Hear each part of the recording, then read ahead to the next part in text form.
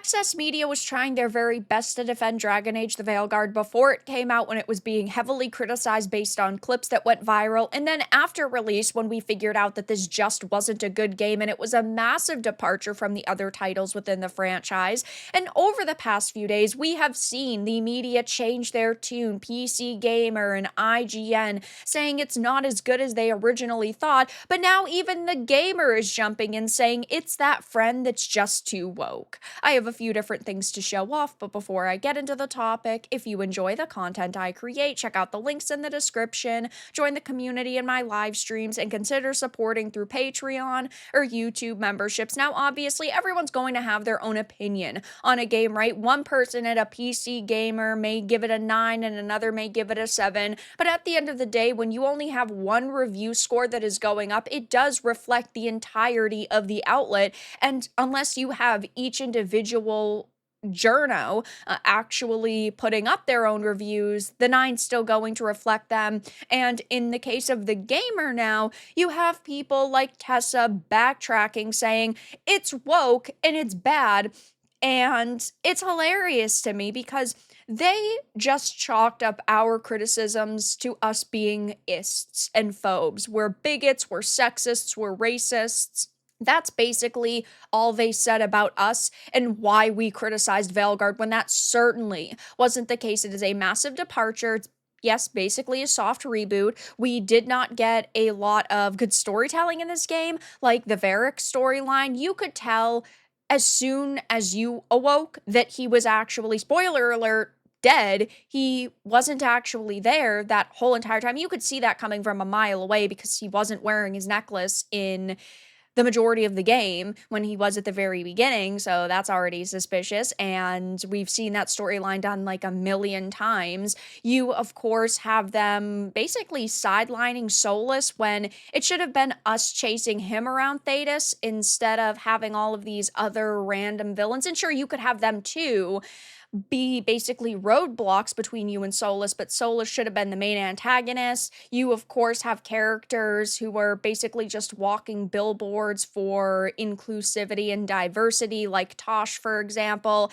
It's not, oh, I'm Tosh and I am a very, strong-willed person. I'm strong-minded. I'm passionate about what I do. By the way, I'm non-binary. No, it's always in your face, flashing lights, non-binary, non-binary. Of course, you have modern terminology like transgender and non-binary, and then you have top surgery scars, you have pronoun options.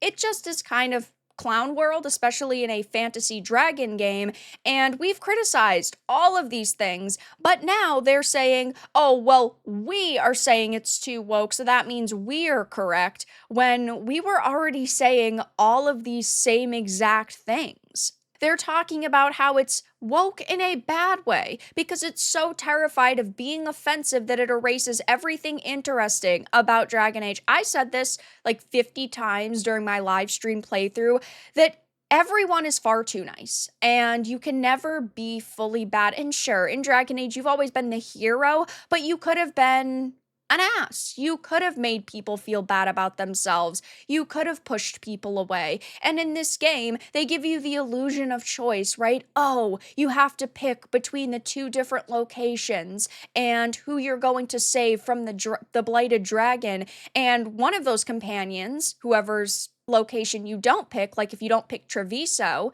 okay, you're going to see Lucanus go away for a little while, but he'll eventually come back. So it's not like you lose him permanently and you screwed yourself over because you just didn't pick Treviso. That does not happen. It's the illusion of choice. It's absolutely ridiculous. And you cannot truly be offensive or bad. And that's one of the great parts about fantasy, right? Is that it's not real. So you can have very intense adult themes like things like slavery, for example. And that doesn't mean I support slavery, but it means that it is a storytelling vessel within this world. And in a lot of fantasy, sometimes slaves are saved, and you have this person who is the breaker of chains, who does end up, getting rid of slavery sometimes in totality, which is a great thing because you see that character's journey, you see the way that they are affecting the world. But if you do not have those very intense themes, you're losing out on not only so much character progression and also world building and progression, but you're also just missing out on a major and very crucial element of what makes fantasy. And that, again, is that it's not real, and there's going to be these intense themes a lot of the times. Now, they're saying there's something to be said about people who act entirely out of a fear of being offensive and take themselves too seriously that they scrub all nuance out of their interactions. It's funny when I send a picture of a woman with the caption, "She's so beautiful," to the group chat, and I get a string of replies just saying the word gay. It's funny when my partner calls me knobby as shorthand for non-binary. It's funny when I talk about being biracial or bisexual and my friends tell me to pick a side. So of course, not only are they making this about themselves, but they're just talking about how, yes, it's this nuance that separates being socially conscious from being entirely self-serious, which I do generally agree with. I just think that they probably shouldn't have made it about themselves. And then they say the Veilguard only has good guys, and this is without a shadow of a doubt the fucking truth. This is the most I've ever agreed with TheGamer,